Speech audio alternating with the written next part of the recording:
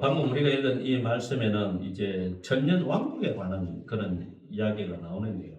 결론적으로 말하자면은 이제 계시록 20장에서는 피조물의 세계가 완전히 멸종하는 것을 의미합니다. 피조물의 세계가 멸종하는. 우주가 망한 걸 이야기하는 게 아니고요. 피조물 세계 자체가, 피조물이 뭡니까? 삼일체 하나님 빼고는 전부 다 피조물이잖아요. 그죠? 삼일체 하나님을 제외하고서는 창조주 빼고는 전부 다 피조물입니다. 그러니까 피조물 아니면 창조주고 창조주 아니면 피조물인 거죠. 그러면 예수님은요? 피조물입니까? 창조주입니까?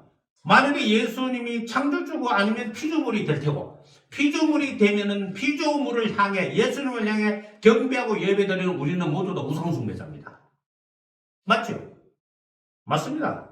이것이 아타나시우스가 아리스파에 반박을 해가지고 우리는 창조주신 하나님을 예배하고 숭배하고 경배를 했지 피조물인 예수를 숭배하고 경배하지 않았다 라고 해서 아리스파 이단을 척결하는데 가장 큰 논리를 내세웠던 것이죠.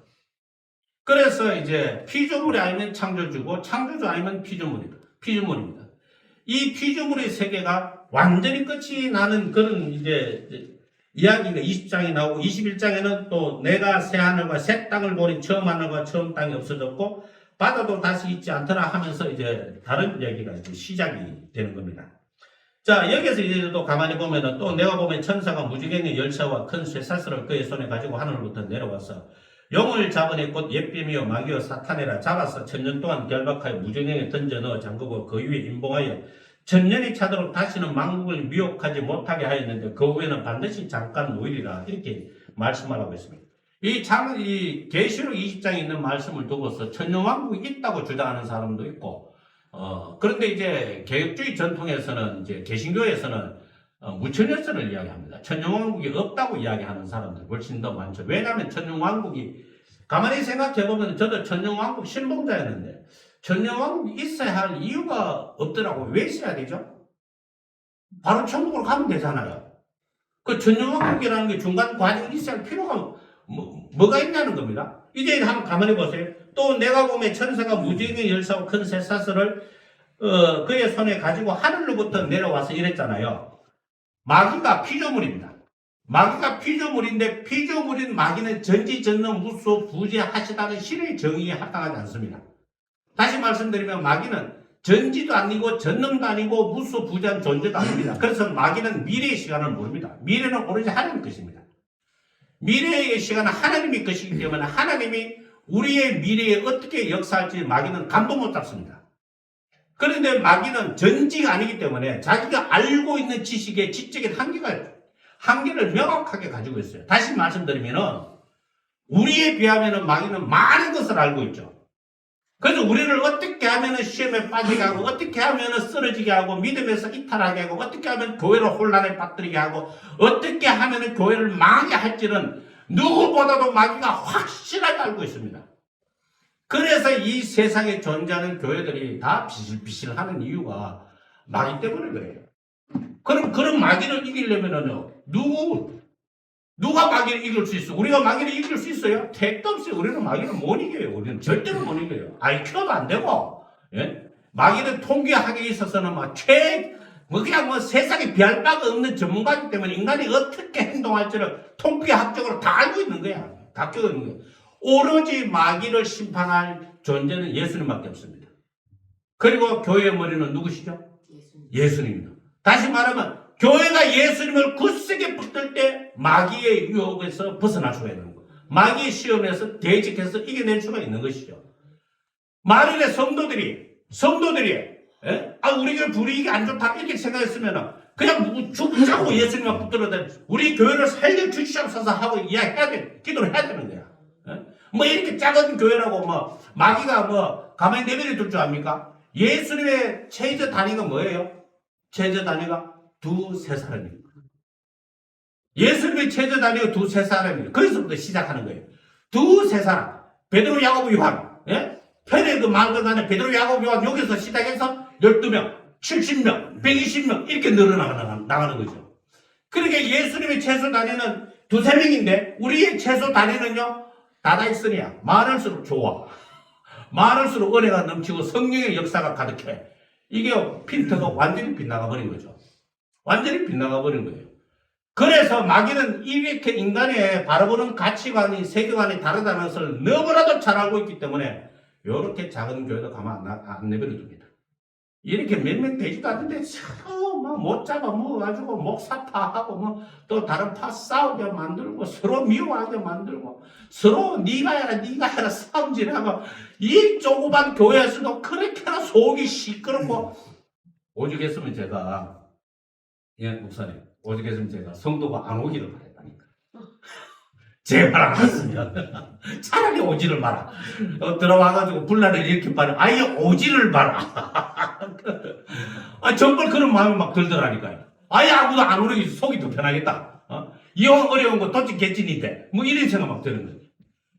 그러니까 작은 교회라고 해서 마귀가 가만히 둔다? 그런 일은 없습니다. 마귀의 목적은 무조건 그러니까 하늘에서 미가엘과 다른 이제 그 천사들과 싸움을 대판을 해가지고 마귀가 하나님이 어떤 분인지를 모르니까 자기 지적 한기 때문에 시비를 걸어가 도전을 했는데 이게 그와 이제 다른 천사들도 역시 지적인 한계가 있잖아요. 3분의 1이 따라갔다가 싸움이 붙었는데 졌어. 져가지고 땅으로 내쫓긴 거야. 땅으로 내쫓겼는데 그 땅에는 누가 있어요? 사람이 있잖아요.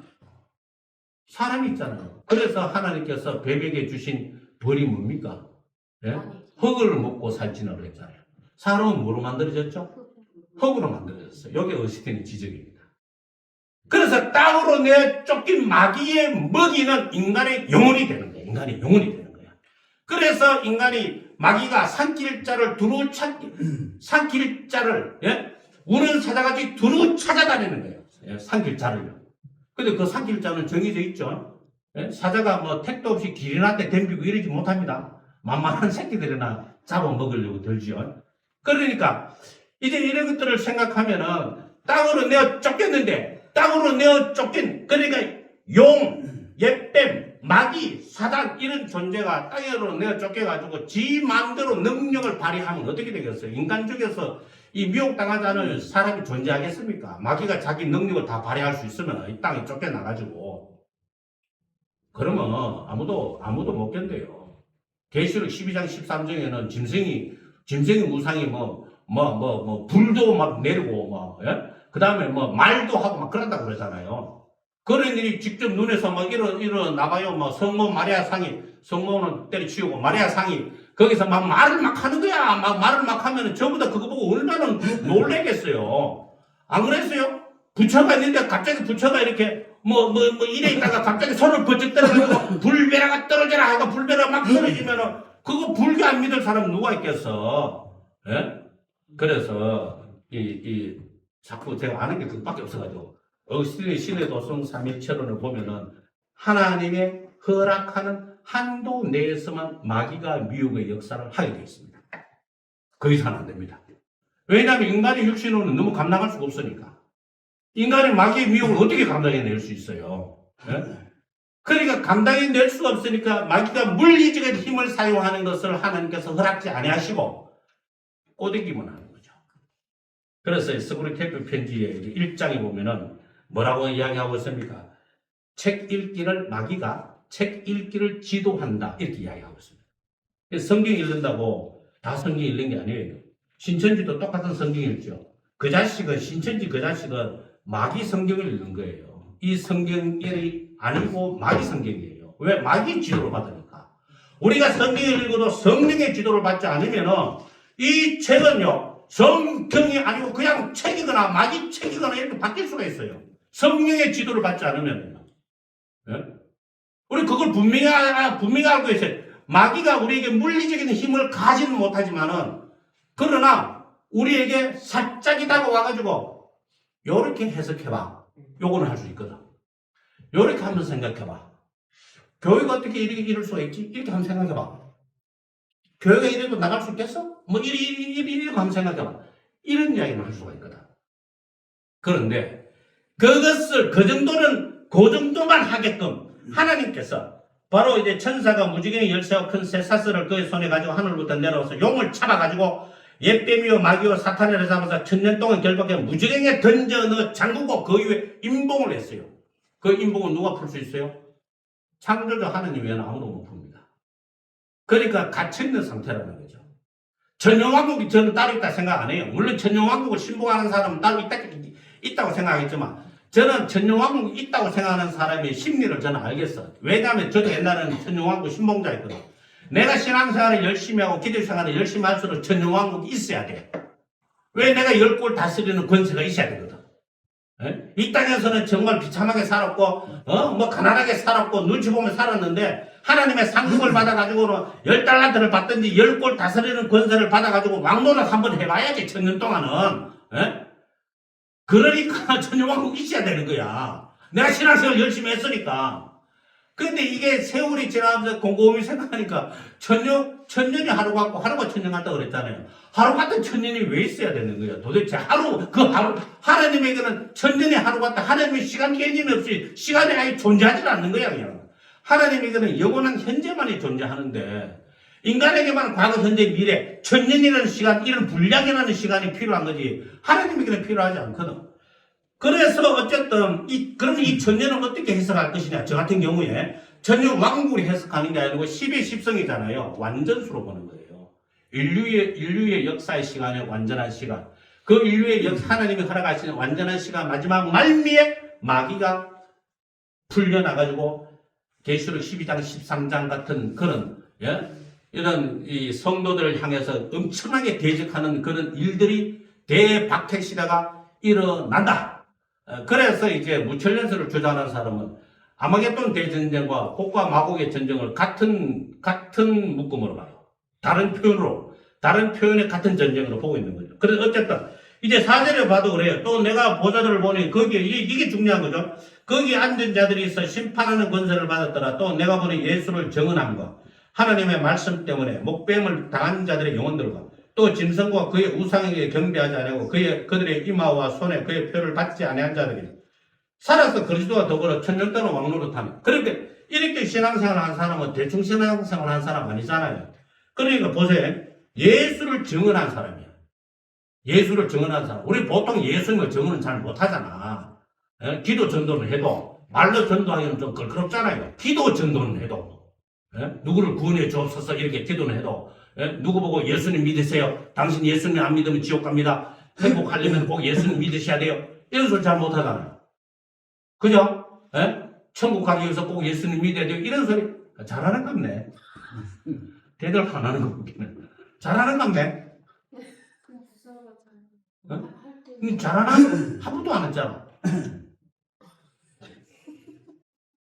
그래서 예수를 증언하는 게 이게 사실 생각해보면은 보통 믿음이 아닌 거예요. 보통 믿음이. 예? 그리고는 또 예수를 하나님의 말씀 때문에 말씀을 전하는 것 때문에 목을 베임을 당했어. 이 수교자들이 얼마나 많단 말이야.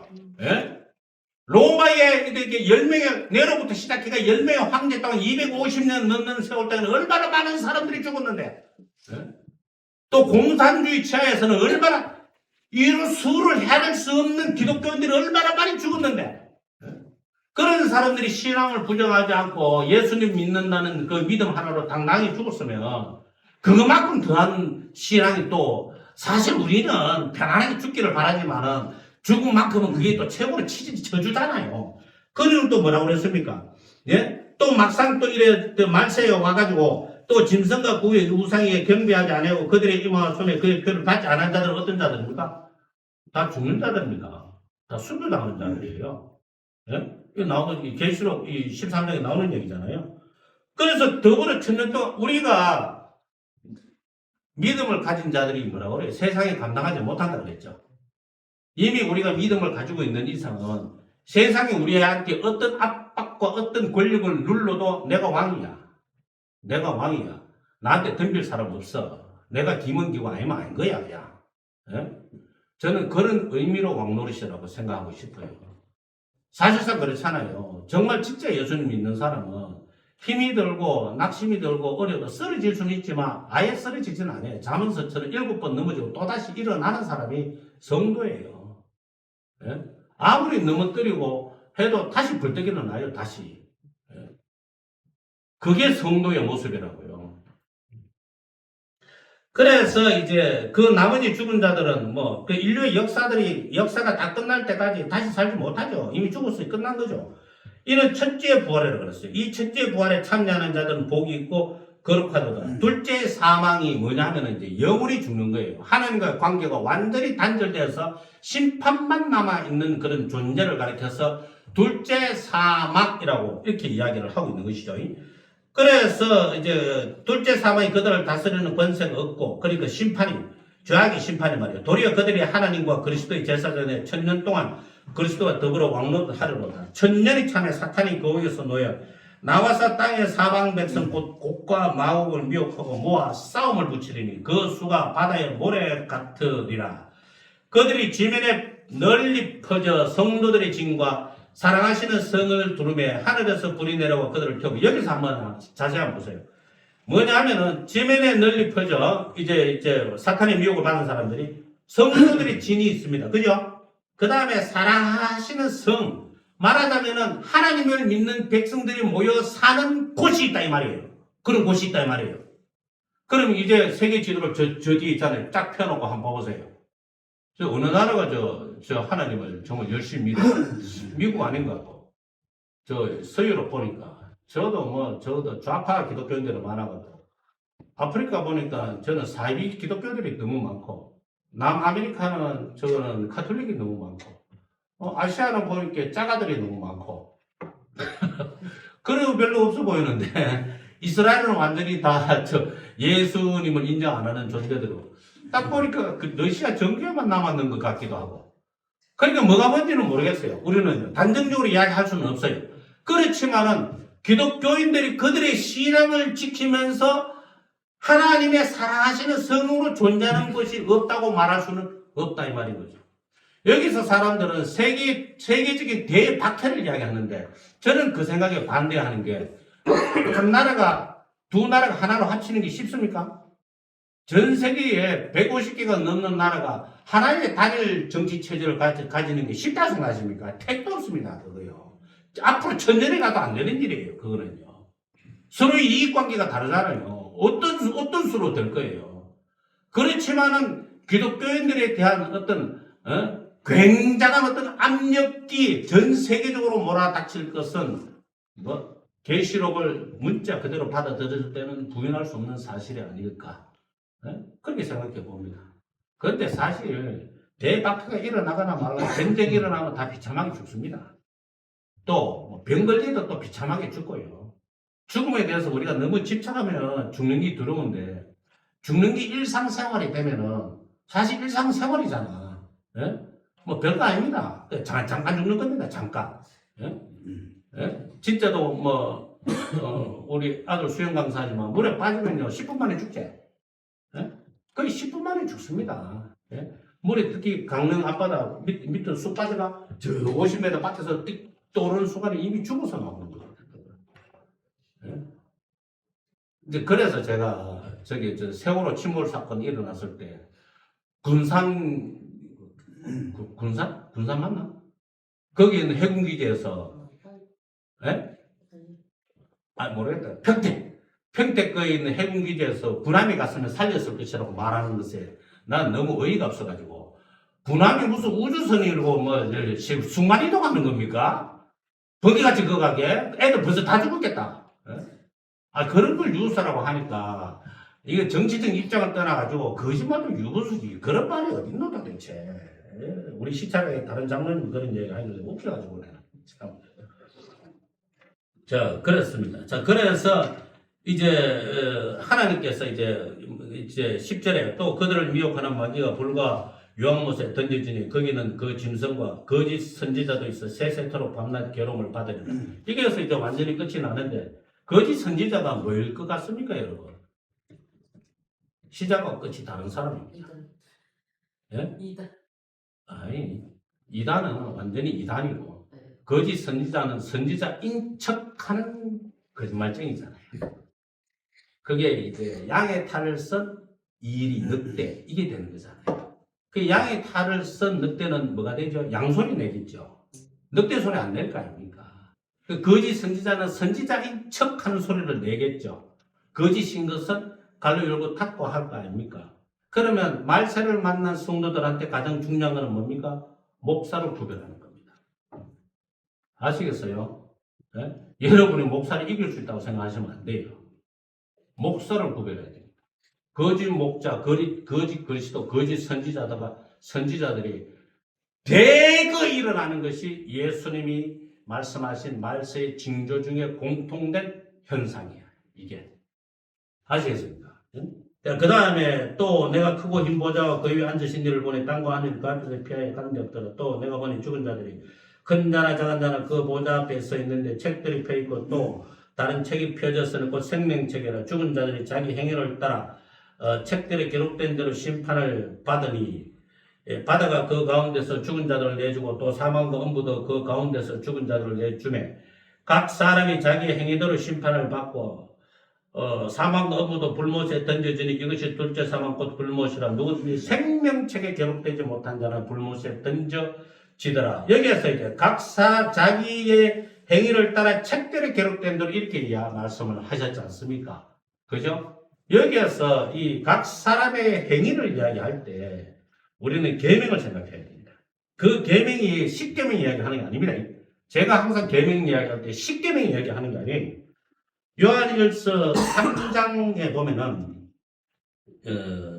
요한일서 3장에 보면은 이런 말씀이 있습니다. 그의 계명은 이것이니 곧 그 아들 예수 그리스도 이름을 믿고 믿는 게 계명이에요. 그 다음에 그가 우리에게 주신 계명대로 서로 살아갈 것이니라. 요게 계명입니다. 아시겠어요? 예? 믿는다는 게 첫 번째 계명, 사랑하는 게 두 번째 계명. 그걸 제가 이게 손으로 늘 설명을 드렸잖아요. 믿음은 손의 뼈예요, 뼈. 소망은요. 믿음, 소망, 사랑 이 세 가지는 항상 있을 것인데 라고 했을 때 뭔가를 이렇게 잡으려고 할 때 손등이 위로 가잖아요. 그래서 진짜 성도는요, 천국에 대한 소망이 있어야 정상입니다. 천국 언제 갈래? 나중에. 이거 아닙니다. 이거는 지금 당장에 가야 됩니다. 지금 당장이라고 해야 됩니다. 자식은 어떻게 하면? 네 자식 아니까 걱정하지 말고. 예? 그러면 이 손바닥으로는요, 이 컵을 잡으려면 손바닥으로 잡아야 되죠. 손등으로 이렇게 잡지는 않잖아요. 이렇게 잡아줘야 되는 거잖아요. 이게 사랑인 거죠. 그러니까 갈라디아서는 사랑으로서 역사하는 믿음인 거예요. 우리는 믿음이 행위하고 다르다 생각하지만 그게 아니에요. 사랑과 믿음은 따로 떨어져 있는 게 아니야. 항상 붙어 있어. 소망도 항상 붙어 있어. 이게 행위라는 거예요. 이게 행위예요. 네? 이게 행위인 것을 모르고요. 믿음과 행위는 영 구별된 것처럼 생각하는 사람이 가짜 믿음을 가지고 있는 거야. 그 사람 믿음이 진짜가 아니고 가짜야, 가짜. 그래서 제자들이 예수님에게 우리에게 믿음을 다하소서 이렇게 물으실 때 예수님께서 두 가지 측면에서 믿음에 대해서 이야기하셨습니다. 첫 번째 하나는 인자가 올 때에 말세에 믿는 자를 보겠느냐? 그 악한 재판관과 과부 이야기잖아요. 그러니까 인내를 가지고 기도하는 자를 보겠느냐? 그 이야기 하신 겁니다. 그게 행위예요. 그게 참고 기다리고 주님의 응답이 올 때까지 기다린 거 그게 행위라고. 그 다음에 두 번째는 뭐라고 그랬습니까? 어떤 주인에게 하인이 있었는데 밭에 나가서 일하고 돌아왔어. 돌아왔다고 수고했다고 밥상 차려주겠느냐? 아니지 않냐? 내가 밥 다 먹고 있을 동안에 너네 옆에서 수종 들고 있으라. 그렇게 하지 않겠느냐? 이렇게 이야기했단 말이죠. 그러면 그 말씀을 통해 믿음에 대해서 뭘 이야기하고 있는 겁니까? 네 할 일 해라 이거잖아요. 네 할 일 해라. 네 자리를 지켜라. 네는 종이지 주인이 아니다. 밭에 나가서 일을 했든지 말았든지 간에 집에 들어왔으면 일하고 집에 들어왔으면 주인이 밥 다 먹을 때까지 수종을 들고 있어야 되지. 네가 주인 행세하면 안 된다. 이거지 않습니까? 자기 자리 지켜라는 거예요. 사탄이 왜 천사장 루시퍼 마왕이 됐습니까? 자기 자리를 떠났기 때문이에요. 인간이 왜 에덴 동산에서 쫓겨나가지고 원초적 죄인으로 살았습니까? 자기 자리를 떠났기 때문이죠. 오늘날 교인들이 왜 불행하게 사는 겁니까? 지 자리를 떠나서 그래요. 지 자리를. 하나님이 부르신 처음에 그 자리를 떠나는 거예요. 그게 아니고 믿음이라서 그 자리를 지키는 거예요. 그 자리를요. 교만하지 말고 공로를 내세우지 말고 아까 우리 하나님의 은혜로 했을 때 가사 그거 맞나? 내주 대신 주를 참 사랑하고 했을 때 기림이라 그랬잖아요. 주 예수의 은혜를 기림이라. 그게 우리가 할 일인 겁니다. 그 행위를 이야기하는 거예요. 그 행위를요. 뭐 우리한테 주님께서 무슨 대단한 어떤 뭐 그냥 굉장히 수준 높은 그런 엄청난 뭐 그런 높은 어떤 그런 인격적인 그거 우리 택도무소리 하지 말고 예배 시간에만 뭐 그냥 부조리 나오고 헌금 낼 거 정직하게 내고 목사님한테 까불지 말고 자기 자리 지키면서 기도 열심히 하고 그걸로 주님은 더 바라시지 않습니다. 그리고 우리가 행복하게 사는 거 그게 우리에게 인생을 주신 의미잖아요. 우리 보고 언제 불행하게 살아라 그러셨어요? 너희를 향한 나의 생각은 너희와 다르나니 평안이고 생명이라 그랬잖아요. 행복하게 사는 것이 우리가 주님 앞에 잘 사는 길인 거예요. 그게 행복하게 살지 못하면 심판받을 줄 알아야 돼. 왜 교회 다니면서 행복하지 못해? 나 교회 다니면서 너 이 새끼야 예배도 전화 오고 나 이 새끼야 그러면 안 된다 이 말인 겁니다. 그래서 여러분들이 교회 오실 때마다 행복하게 주옵소서. 저 목사님 보면 재수 없지만 그래도 행복하게 주옵소서. 그렇기도 하고. 그래서 어쨌든 요한 이제 계시록 이제 20장은 이제 저는 그렇게 이제 해석하는 걸로 이제 마치겠습니다. 어쨌든 어린 양의 생명책에 기록되는 것이 가장 중요한데 이제 그것을 나의 행위에 의해서 더해진다. 이름이 기록된다 안 된다 이렇게 생각하지 말고 주님의 은총에 의해서 이미 생명책에 됐다고 믿고 그 믿음을 가지고서 내가 더 하나님 앞에 진정성 있는 믿음 생활하려고 애를 쓰는 것이 옳다. 하나님